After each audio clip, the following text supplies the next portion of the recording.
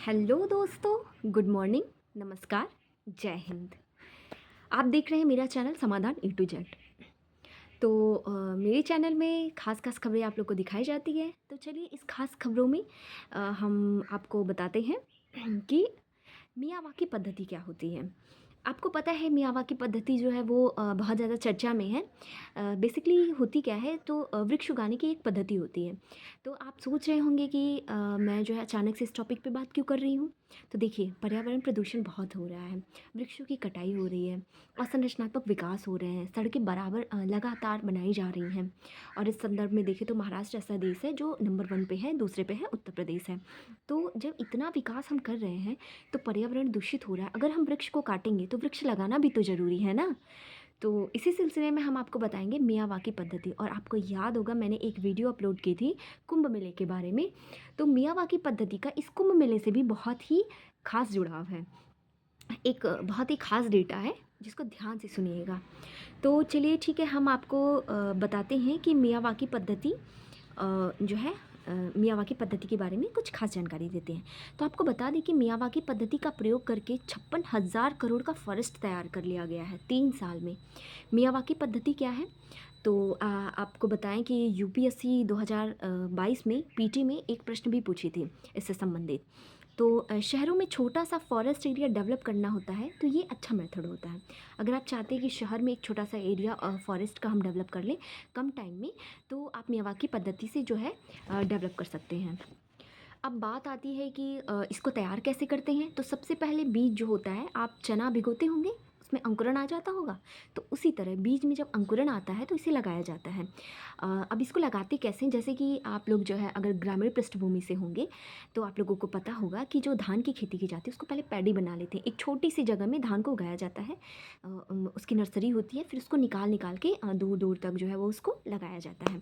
तो उसी तरह जो है नर्सरी में इसको भी हम लगा लेते हैं और फिर इसको जो है हम अलग अलग करते हैं। ये इसमें 3 प्रकार के ट्रीज़ आते हैं, हर्ब, शर्ब और ट्री आता है। 3 कैटेगरी है इसका।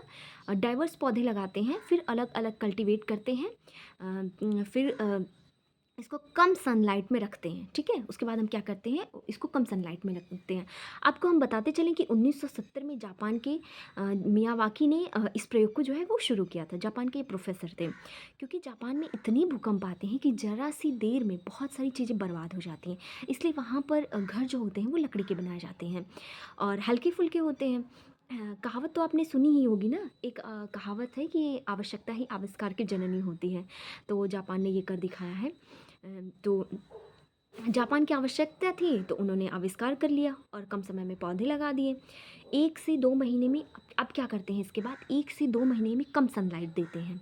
फिर जो है 60% कर देते हैं, फिर इसको कम करते करते 40% सनलाइट कर देते हैं। मतलब कि 60% कट करते हैं, फिर उसके बाद 40% सनलाइट इसकी कट कर देते हैं। पौधे के आसपास जो है वो पत्तियां डाली जाती हैं जिससे कि मल्चिंग हो सके, जिससे जो है वाष्पोत्सर्जन की प्रक्रिया जो है वो कम हो सके। No management is the best management, एक बात कही जाती है। तो फिर नेचुरल फॉरेस्ट इसमें जो है क्या होता है, डेवलप हो जाता है।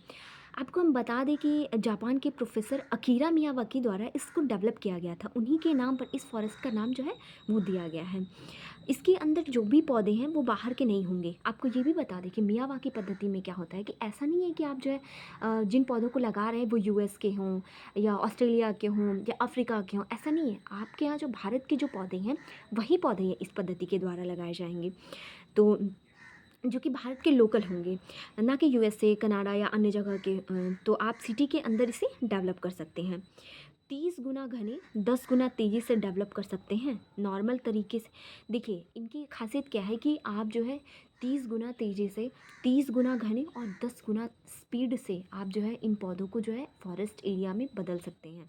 जबकि अगर जो है अगर आप नॉर्मल तरीके से देखेंगे तो 10 से 30 साल लग जाएंगे इन पौधों को लगाने के लिए।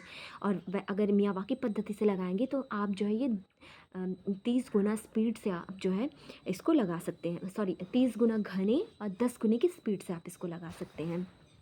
तो हम आपको बताएं कि अगर नॉर्मल आप लोग जो है पौधे बनाना चाहते हैं या फॉरेस्ट एरिया डेवलप करना चाहते हैं तो आपको मैक्सिमम 10 से 30 साल लगेंगे। जबकि अगर इस पद्धति का प्रयोग करेंगे आप तो इससे जो है 3 साल में ही आपको एक अच्छा खासा सिटी में फॉरेस्ट डेवलपमेंट देखने को मिल जाएगा। तो चलिए ये रही मियावाकी की पद्धति। जाते-जाते हम एक आप लोग को ख़ास जानकारी बताना चाहेंगे कि आप लोग का जन्मदिन होता है, तो आप लोग बहुत ही अच्छे से सेलिब्रेट करते हैं, मनाते हैं, उत्सव के रूप में मनाते हैं और होना भी चाहिए। भाई वो आपका एक ख़ास दिन होता है, जन्मदिन जो है वो आपका अपना दिन होता है। तो मैं आप लोगों से ये कहना चाहूँगी और ये मेरी रिक्वेस्ट भी है पर्यावरण को सुरक्षित करने की दिशा में कि आप ठीक है सब सेलिब्रेट करिए, आपको जो भी अच्छा लगता है वो करिए, लेकिन आपने एक कहावत सुनी होगी कि एक वृक्ष जो है वो 100 पुत्र के समान होता है। हमारे बुजुर्गों ने ऐसा कहा है, एक वृक्ष जो है वो 100 पुत्रों के समान होता है। ये बात सही है। तो हम आपसे कहना चाहेंगे कि आप अपने जन्मदिन पर 2 वृक्ष तो ज़रूर लगाएँ। 2 वृक्ष का रोपण अपने हाथ से ज़रूर करें और ज़रूर करें। आप आज संकल्प लें कि जिन-जिन का जन्मदिन आने वाला है, वो 2 वृक्ष ज़रूर लगाएँगे। अच्छा ठीक है, चलिए 2 वृक्ष नहीं लगा सकते हैं, तो 1 वृक्ष ही लगाइए। आप सोचिए कि आप अपने जीवन काल में कितने वृक्ष लगा लेंगे और जो है पर्यावरण को स्वच्छ रखने में आपकी कितनी भूमिका रहेगी। तो चलिए ये छोटी-सी रिक्वेस्ट थी मेरी। तो ठीक है दोस्तों, धन्यवाद और आप मेरी वीडियो को लाइक करें, सब्सक्राइब करें और शेयर ज़रूर करें अगर आपको अच्छा लगे तो। फीडबैक ज़रूर दें। अगर आपको अच्छा लगता है तो भी करें और ना लगता है तो भी आप कमेंट कर सकते हैं, ताकि मैं अपने कंटेंट को और इम्प्रूव कर सकती हूँ। धन्यवाद, नमस्कार।